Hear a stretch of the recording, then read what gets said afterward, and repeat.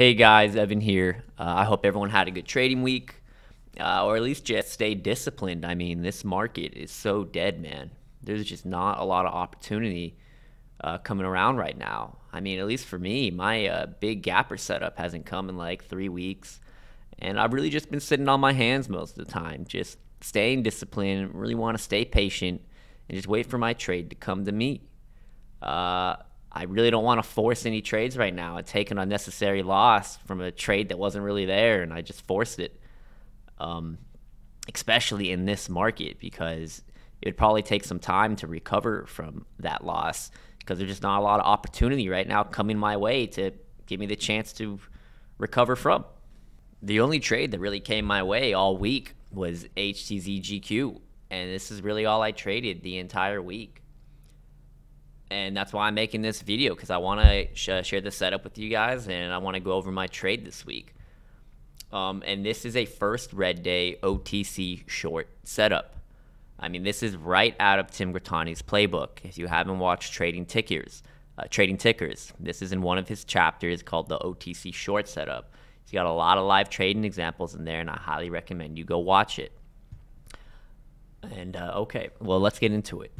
The first thing that I'm looking for this to be even considered a first red day OTC short setup is you have to have multiple consecutive green days in a row.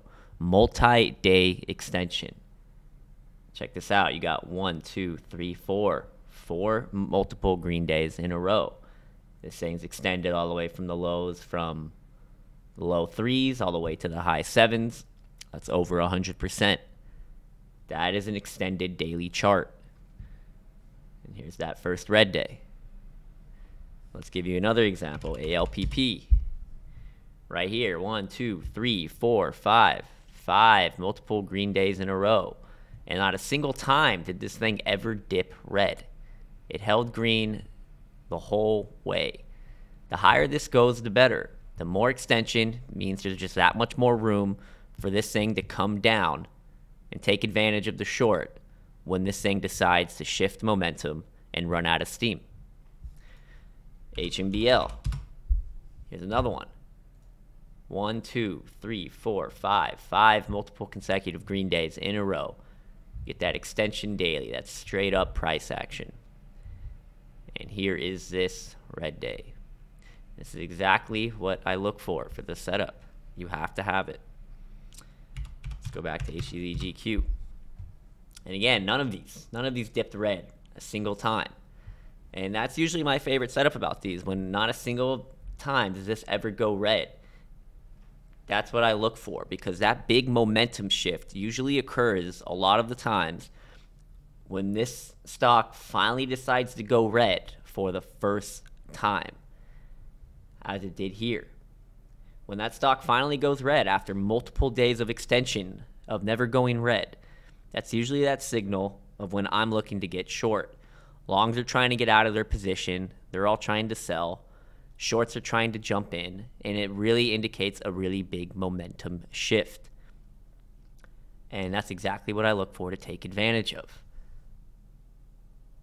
Now let's get into it a little bit. I got my chart actually right here.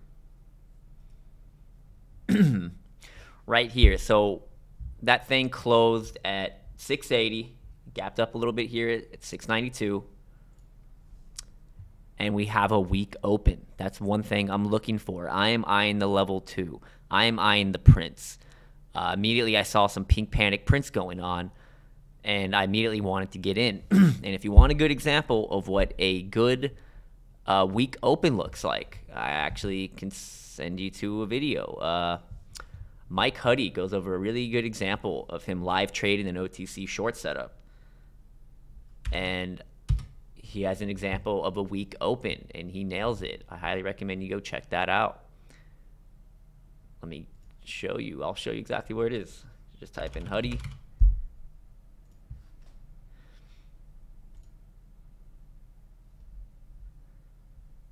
Anyone could watch this. SHMP OTC short setup. Just go to his videos on his page right here. So go check that out. So as soon as I started seeing that week open, I immediately wanted to jump in. I got in 5K share short right here, risking off this high at 692 that it just made in the morning. If it wanted to hold and break that high, I would have just got out. It's about a 5-cent risk. But what happened is it ended up snapping red. Here's that 680 level. I was trying to slam in short, but it was really tough. Everyone's trying to get out. Shorts are trying to come in. And I could not get filled right here. I actually ended up putting my limit order way lower than I meant to and got filled all the way down here. But that's fine because my average ended up being 676, which that is a fine average. And that is just 4 cents away from that green-red level. And that's perfect because I'm just risking off that 692. And what ended up happening was this thing kind of just panicked right out of the gate. It had a week open and it immediately snapped red. It finally went red after multiple days of extension. And it panicked, and that's very common because when that thing goes red, very often you'll see these things start to panic. And that's what happened here. So after that, I'm really just looking to cover my short on the turn.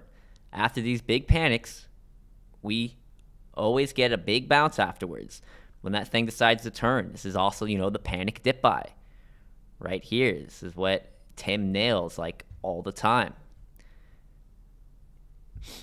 And you also, for this best panic dip buys, you also need multiple days of extension.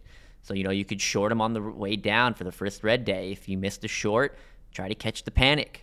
Those panics give amazing bounces to take advantage of. And what I look for to get a good indicator of what price areas I want to look for when that thing could really start catching some support and turn is I'll go to the 10-day chart 1 minute as we have on HTZGQ. And I look left to predict right.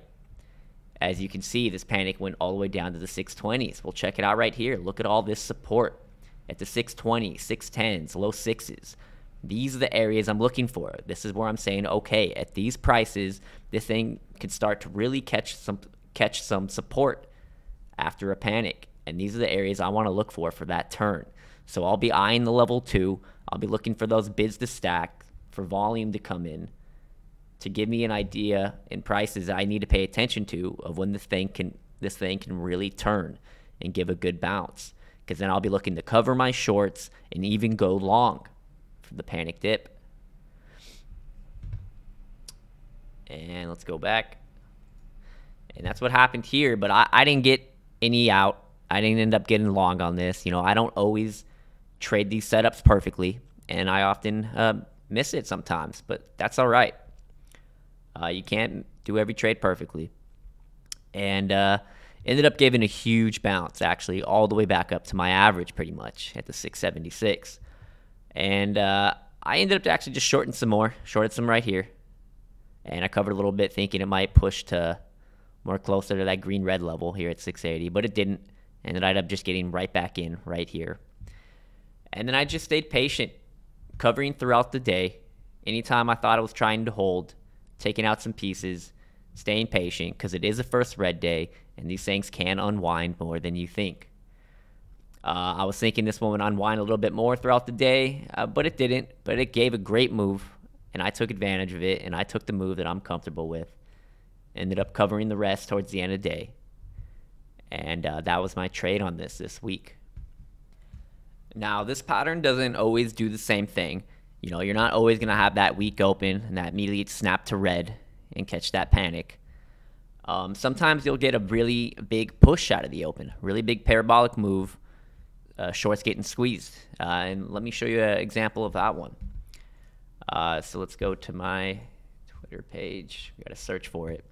Oh, a quick tip, if you don't know about this already, in the Twitter search bar, in order to find some good, information from different traders' Twitter pages, you just want to type in a keyword, and it will pull up a whole history of all their tweets regarding that keyword that you're looking for. So, for example, if you type in first red day, and then go from, and then the Twitter handle. So for mine, it's eShunkgate. Enter. It'll give a whole list of every tweet of them talking about first red day, whatever keyword you put in. I don't know why it only shows one tweet for me. I know I have more tweets regarding first red day, so that's kind of weird. But it does give me the example that I'm looking for. And let's look into it. It's ALPP. Let's go to the daily chart first. This is multiple green days of extension. And it gaps up a little bit. And this one does not just snap red and give that panic like HTZGQ did. No, this one gave a really big push out of the open. It gave a parabolic move. It was squeezing. And after these big parabolic moves, and it's an extended daily chart, I'm looking to hit these spikes. I want to catch these turns.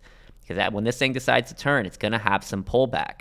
And it'll either hold and break that high right here, in which case I would get out, or it's beginning of the end. And I missed a turn right at the top here, but it's okay because I just got it, 10, 15 cents below it. And I'm just risking off this high. And ended up being the top.